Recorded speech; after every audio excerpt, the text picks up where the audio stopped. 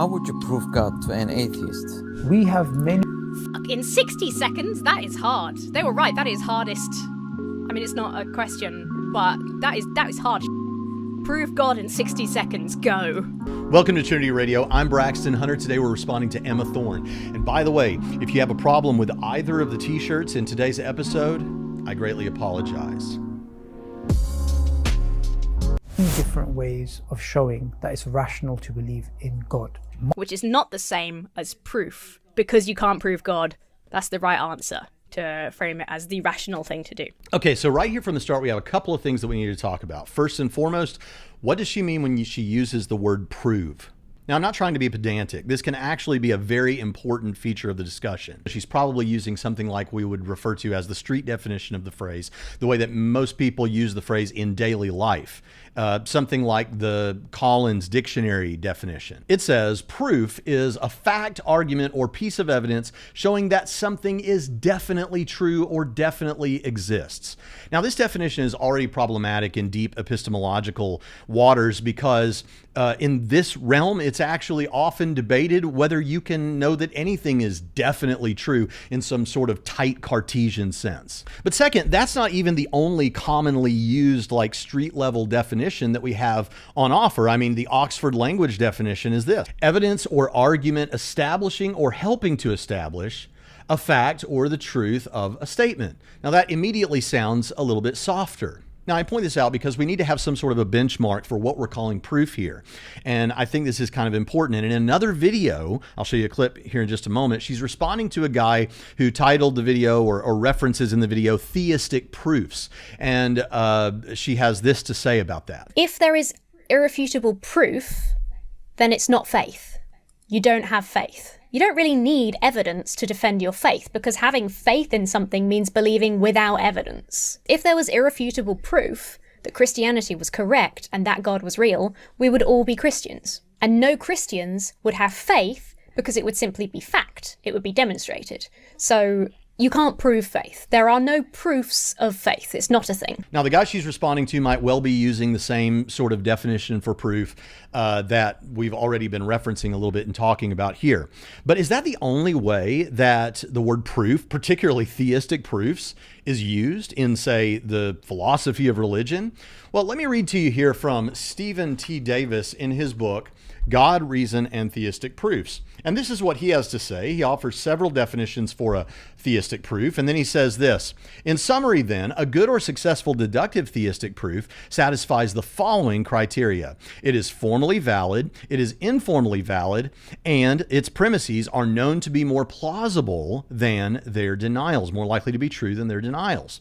He then says, a theistic proof that satisfies these criteria, if any such argument ever does, demonstrates the existence of God. It shows that rational people can rationally believe in the existence of God. Now, likewise, when she references the word faith and says that faith is believing without evidence or believing in the absence of evidence or something like that, though this is kind of a common modern way of talking about faith, it is not what biblical faith necessarily is talking about. The word pistis in the Bible, the word in the New Testament that is translated faith, is not believing without any evidence. It's trust. It could also be like loyalty or allegiance to God. But trust is a good way of thinking about it. And that trust or that loyalty or that allegiance could be on the basis of something, could be on the basis of really good evidence, and often is when you look at where that's used in the Bible, such as in the book of Hebrews, where we're talking about faith, and then it references all of these people in biblical history who had really great evidence. Whether you believe the stories are true or not, if the stories are true, they had this really great evidence, and the Bible looks at that and says they exercised faith in light of that evidence we can see from the context. And so I think it's important that we understand that faith, I think, is a way of thinking about it. Maybe it'll be helpful. And I don't want any of this to come off as rude or unkind. Maybe for anyone watching, I'm not trying to inform necessarily Emma about this, would be something like faith is trusting that God will do what he said he will do in the future on the basis of what we have good evidence he has done in the past. In the context of faith we're talking about here, I think that's a great way of thinking about it. But these kinds of things are really important when we go into a discussion like this. So I want you to remember those things about how we're using proof and how we're using faith. Now, lastly, I want to say about this, I don't know where this idea came from that she says, well, if you could give a proof for God, then we'd all believe. There wouldn't be any more atheists. I really don't know where this idea comes from. I hear it a lot, but I wonder if Emma thinks that there is proof that the earth is more or less spherical. I think there's really good reason to believe that. I'm totally convinced of that. So I'm not a flat earther, but you know what? I wonder if she thinks that it hasn't actually been demonstrated that the earth is spherical or that the earth is not flat, because there are still a lot of people out there who don't believe that the earth is spherical. So if we're going with this notion of, well, if it's been proven, then everybody will believe it, it's almost like that's how you'll know that it's been proven, is because there won't be anybody who doesn't believe, because everybody will be convinced by that, or at least everyone who's not, let's say, insane or something, will be convinced by that kind of proof. I just don't see that functioning that way in reality at all. You see the problem? If God created everything, how did God come into existence? Doesn't he need a creator too? I would say this is a misplaced question. Because it cannot be answered. This question cannot be answered. I don't care how long he takes. I don't care what he says. He's not going to come up with an answer for this question. If he does, I would be amazed, and there's like a Nobel Prize due for this guy right now. What's with this claim of certainty that no one can ever answer this? This seems like the unabashed extreme confidence about one of these points that she might object to in others. I actually just made a video like 2 weeks ago where 12 Christian thinkers are answering exactly this question. So if you want to see those answers, you can go check out that video. And this issue, which is mentioned in The God Delusion by Richard Dawkins, is what led to this beautiful moment from atheist philosopher Michael Roos. I've heard you say there are few things more simple than Richard Dawkins' God Delusion. Yeah, no, as I said, makes me ashamed to be an atheist, I think was the phrase I used. What do you mean by that? In what way is it simple or simplistic? Well, I think it's not simple, it's simplistic. I mean, the trouble is, he just doesn't take the things that he's talking about seriously. I think a classic case would be Dawkins going after the cosmological argument, the causal argument. Okay, you know, philosophy on 100, undergraduate response, what caused God? You know, we've all done it. We've all been there.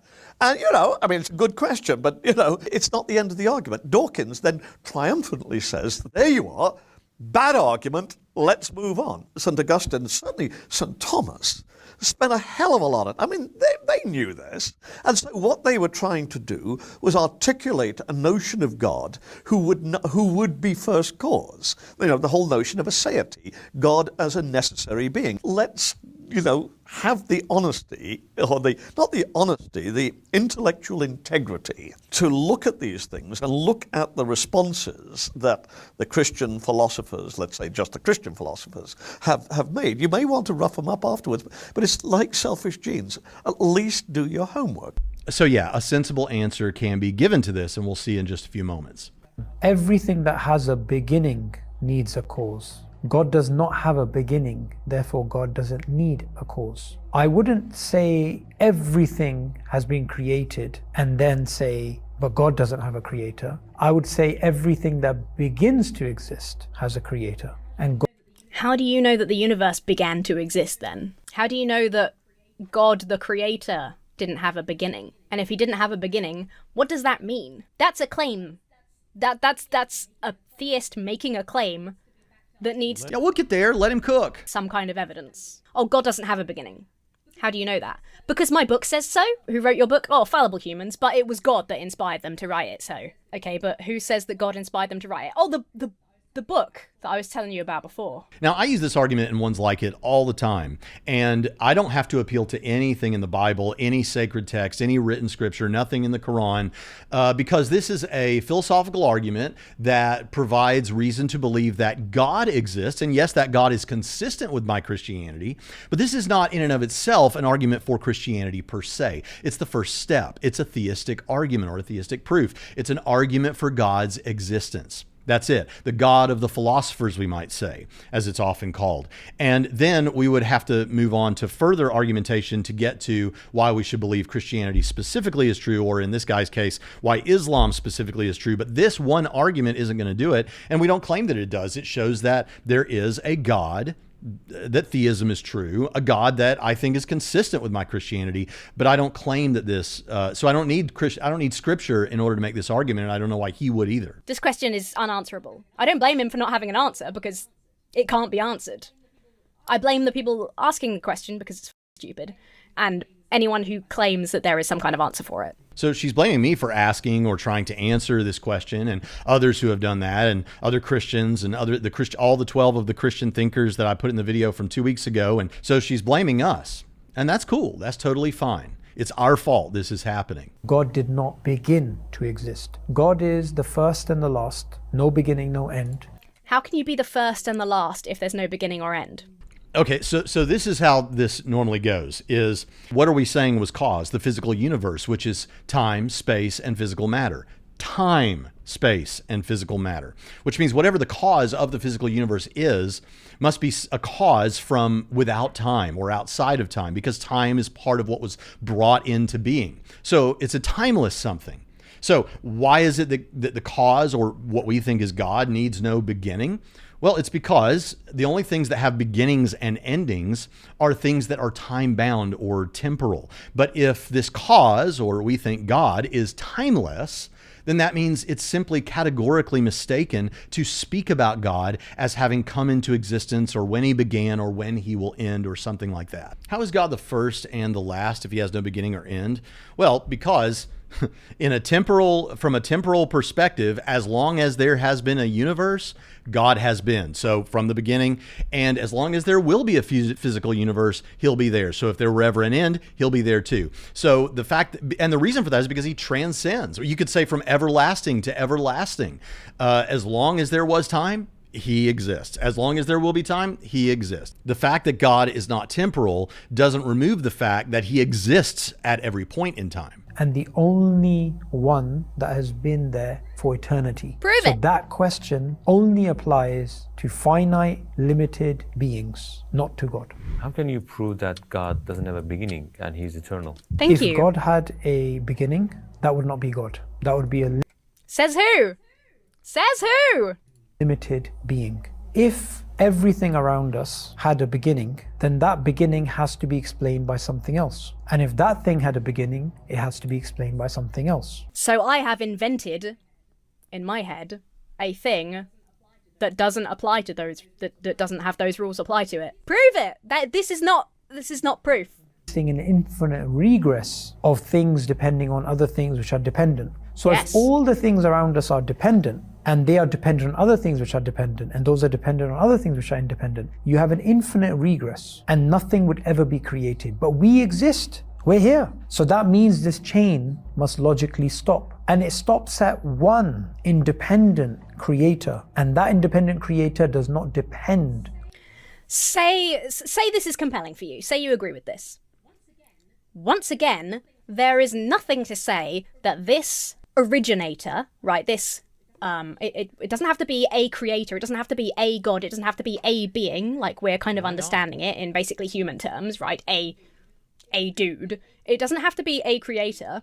It could be an event.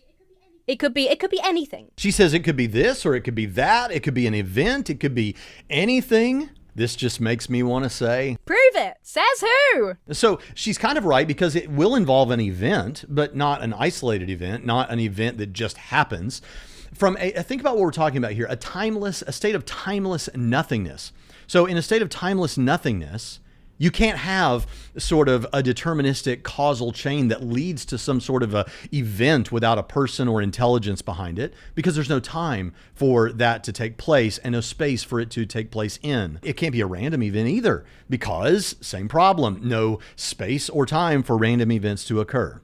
Now, on the other hand, you could have this state-event causation where a libertarian choice, a libertarianly free choice, which it did not result from deterministic causal relationships that led to it, and it's not random, And that would be something that I think would fit the mold here. It would be a libertarianly free choice. But what sorts of things have libertarian freedom? Well, personal agents do. And oh, by the way, it would also make a lot of sense if there was a personal creator, an intelligence behind all of that. It would make sense of those pesky design arguments and moral arguments too, and all the other theistic arguments. The leap, once again, my friend, from there to therefore it is Allah of the Quran, is enormous. Like the idea, oh well, I can't wrap my head around this idea of infinite regress.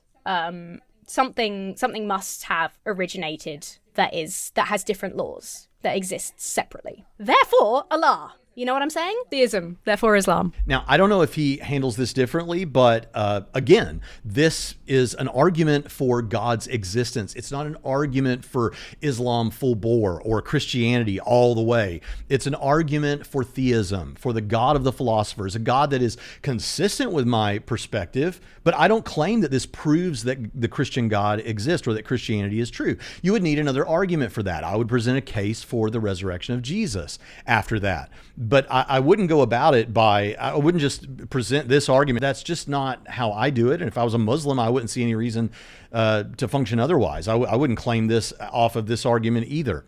And this is a mistake that is made so often. And so I don't blame anyone for missing this, but after you hear me say this, just understand that it's literally just a straw man of most of us who make these arguments to say that that's what we're doing. Now I understand this could be a misunderstanding. Hey, this is an argument a Christian gives or a Muslim gives, so they must think that it supports their whole thing.